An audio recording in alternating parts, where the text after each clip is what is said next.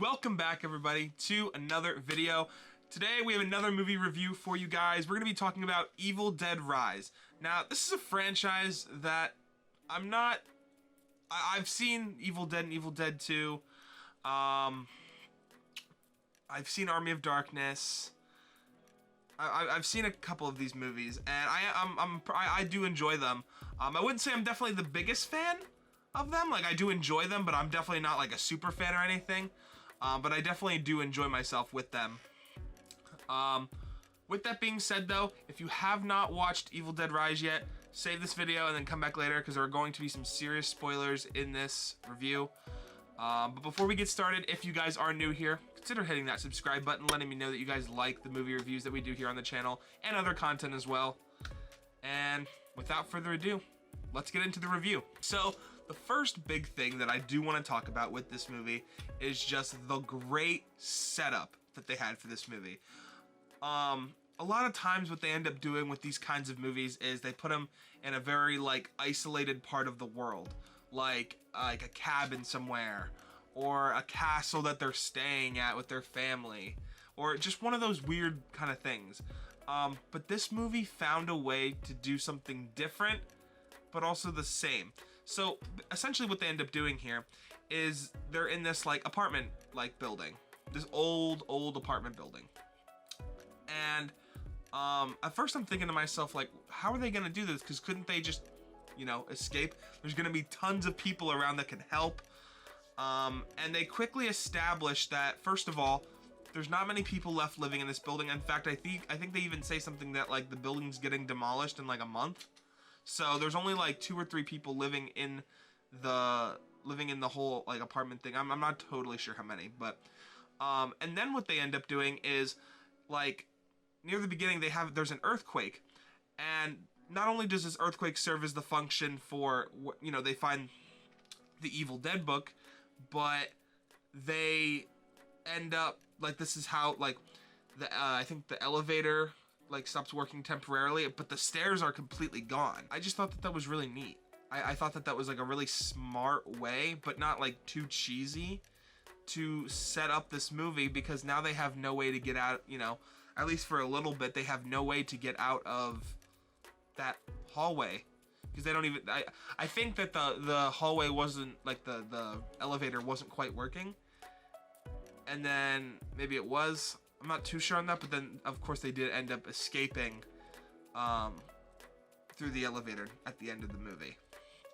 But I give props to whoever wrote that kind of setup, just because I thought that was a great setup, because you're in this public setting like an apartment complex, and then you just can't get out. And they even talk about like going down the fire escape and all these different stuff, and they just can't do it.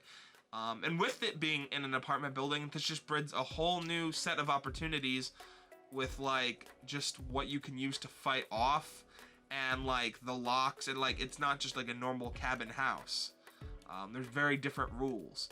So I just thought that that was something really neat. The next thing I do want to talk about that was huge, obviously not just with this movie, but with all Evil Dead movies, cinematography. This might be one of my favorite cinematographies in the series.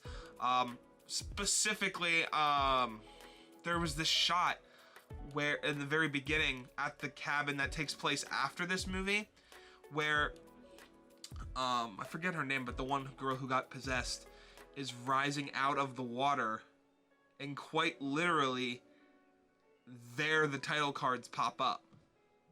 And I just thought that that was a really fun way to like introduce us to this movie. Another really good example of the cinematography in this movie is after they get their mom out into the hallway and they like push up the dresser and everything, all those shots of the mom like in the peephole, and there's this like whole scene where you just get to see like all the neighbors coming out, and like one of them gets like their eye bitten off, one of them has a shotgun and hits the mom for a second, she comes back, and you're seeing it through this little peephole.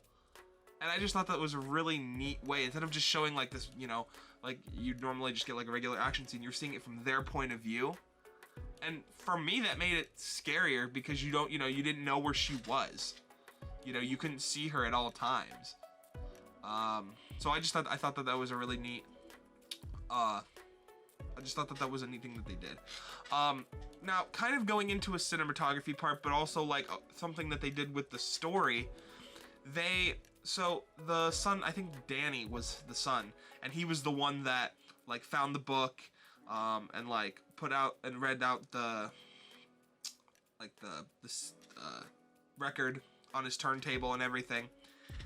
And so when they like, obviously when their mom's already been possessed, they the sister tries to like put on the headphones and listen to it again to see if there's anything that they can do about it.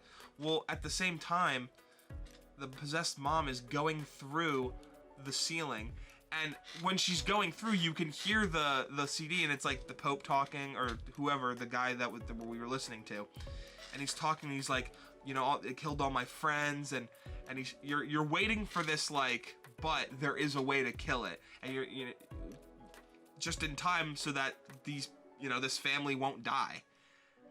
And my heart sank when you could see the mom crawling out of the ceiling onto the wall, and then you just hear him say, your best chance is to run.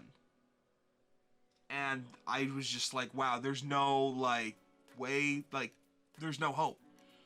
They just kind of took it all away right then and there, especially right when they entered the room. And I just think that that was a great power play. It definitely was like such a like eye-opener, like wow, like there's no, like you can't just stab it, like, oh, if you stab it in the neck here or so many times that it just dies. Because even after they put it through the shredder at the end of the movie, when they think it kills it, the physical form's gone, but the spirit's still there, because obviously we see at the cabin and like the lake, so it's clearly not gone. The characters I do want to quick talk about, I might forget some of their names, but there was one character I didn't quite enjoy, and I'll get to him in a second. But for the most part, I did enjoy most of the characters. I thought that the older daughter played a really good part, especially I remember like kind of cringing when she was eating the glass in the kitchen. And I thought that that was like especially really set up that they made all the victims her kids or her sister. And that just set a whole new set of obstacles over the movie, because then you had the youngest daughter like talking to the mom like when she was possessed, and like obviously she doesn't understand if she's, you know, like who to trust because she's younger. And it was just it was an interesting take on the Evil Dead like formula, I guess is what I'm trying to say. But as far as the other characters go, the aunt was definitely my favorite, and then, you know, finding out that she's pregnant, and she's doing all this stuff with like a chainsaw, and just all these different things. But I just thought she was a really great character overall. I think she had the attitude, she had the look down, and she just had that like survival attitude of like it's pretty much like everyone's gone and I gotta save you. And it just became a matter of saving whoever she could. Even at the end of the movie, when the youngest daughter was getting taken, she went back in to get her. Even, you know, she could have just saved herself and her baby. And I thought that that was just a really good character moment for her. The final good moment I do want to talk about there were a couple of them, but the gore was really well done in this movie. Two of them specifically there's like three big ones that I remember. The one is when the mom got the scissors, like one of the scissors went like up her nose like this into her head. And that stalled them enough to get, I believe, into the elevator. And then the second one was when they got the cheese grater on the sister, the older, the sister to the possessed mom. And she like got her skin on the cheese grater, and that was just hard to watch. And then right in the beginning of the movie, the one lady literally got like, she ripped off for like the top of her head, not like her actual head, but like just like right here, and just ripped that off. And I was like, geez, like what a way to start off the movie. Yeah, I thought that was all great. I thought the gore was really well done. Let's move on to the mix. So I only have one major comment here, and that was that the Danny was his name. I think he was the one who like found the book and like had the turntable. I just didn't really care for him all that much. I think he was just like the most average person in this movie. He was the guy that was, oh no, I unleashed this one thing, and was his kind of personality trait the whole movie. He didn't really do anything else other than that. I think he maybe threw something at the monster or stabbed it once, but he was just kind of like, I'm like playing the victim card in a way, because he's like, you know, I unleashed this horrible thing upon my family, and he didn't really have a personality outside of that. I'm putting this in my mix because I don't know like how I felt. I don't know what they really could have done with his character just based on how they set him up in the beginning. But it would have been cool to see him maybe, you know, last with them and like die in the final fight, like against the monster. But I see kind of like why they didn't do that, I guess. And as far as the bad, I really didn't think there was too much anything bad. If I was to pick anything though, it would probably be like just the beginning a little bit. There were some parts that I felt like were unnecessary, just a tad, like, especially like when they were like showing them like going and getting pizza, and like just doing all these like little small things, and like there was this whole subplot about the dad just leaving, and it didn't really play that much into the story anyway.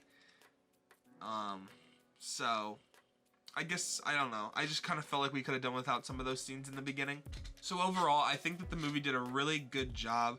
You know, it hit all those like focal points that I think it needed to, and I think that the gore, between the gore and the lore, and just the way that the characters interacted, and then, you know, kind of were faced with that tough decision of the family turning in on itself, and having to kill family members because they were literally trying to kill you, was an interesting take on the Evil Dead movies. And I would absolutely, if they made like another movie about like, if they made another Evil Dead movie within the next couple years, I'd definitely go and see it. Just from not only just the name alone, but because I don't think they're quite out of ideas yet. I think that they can still do something original. And I think, you know, I think that like, I would most definitely go and see it. So let me know what you guys thought about the movie. I'll leave my review quick right here if you guys do want to quick read that. And I will see you all in the next video. Peace, everybody.